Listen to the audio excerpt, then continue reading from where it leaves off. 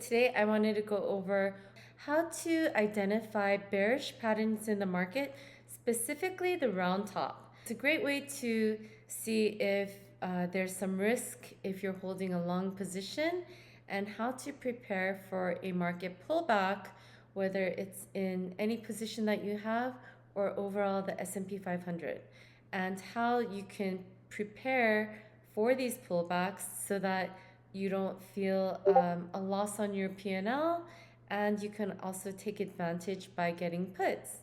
So here it goes.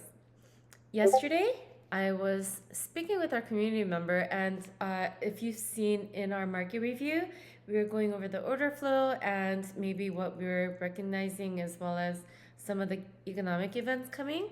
So I was saying, look at this price action. So this is what a round top formation starts to look like. Round top, right? So what this implies basically is saying people are impatient to get out of a position, so they start selling something at a lower high. So before it gets to even the resistance, they sell it. They sell it a little bit sooner, a little bit lower, a little bit lower. So it starts going lower highs, lower highs, lower highs, right? Now, once the support breaks, stop loss is triggered and it creates this waterfall down. And it's opposite of a cup and handle and a parabolic curve, right? Which actually starts from low area cup and handle into a parabolic curve. So a round top is actually the exact opposite. And yesterday, before the SPY dropped, I was showing, okay, let's target some areas, right?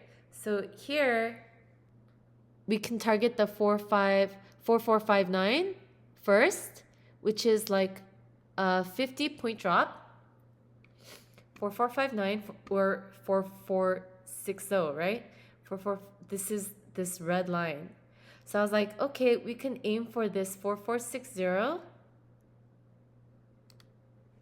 And I said equal to the 445 on SPY. Then I said, say we have downside possibility, first target 447 or 4480 on SPX, right? And then round top are usually followed by an elevator. So going into the 445 here, I was aiming for the previous resistance, right? And then I kept showing pictures of, hey, look what other round tops look like. This is in the first month of August, in the beginning of August, right?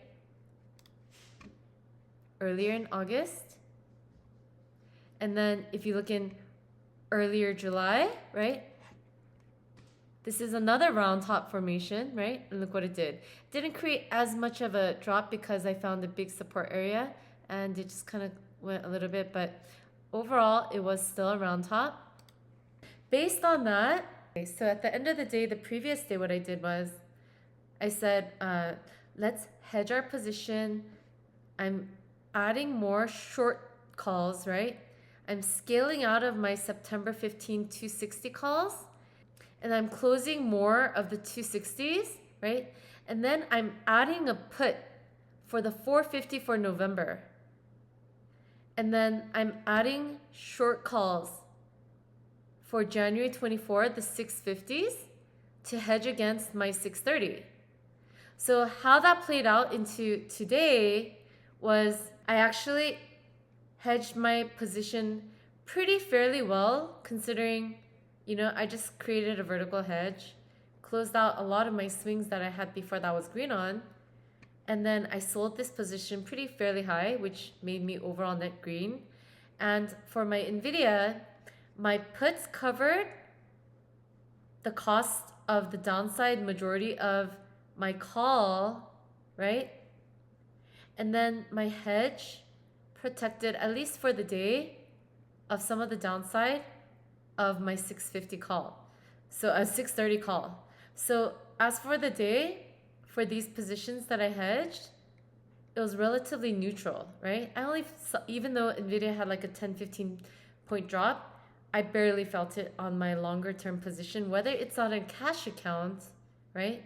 Because I made my long put and my long call somewhat neutral delta, and then I protected my longer calls in January with a pretty close strike on the long term and hedged at a similar price.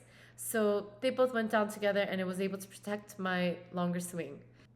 So into the open today, I got the 4470 puts, right? I first picked up these and I was thinking, okay, if we go up, we'll go back into this area, right? So as it went down, I had the 4470 puts that I had previously planned, and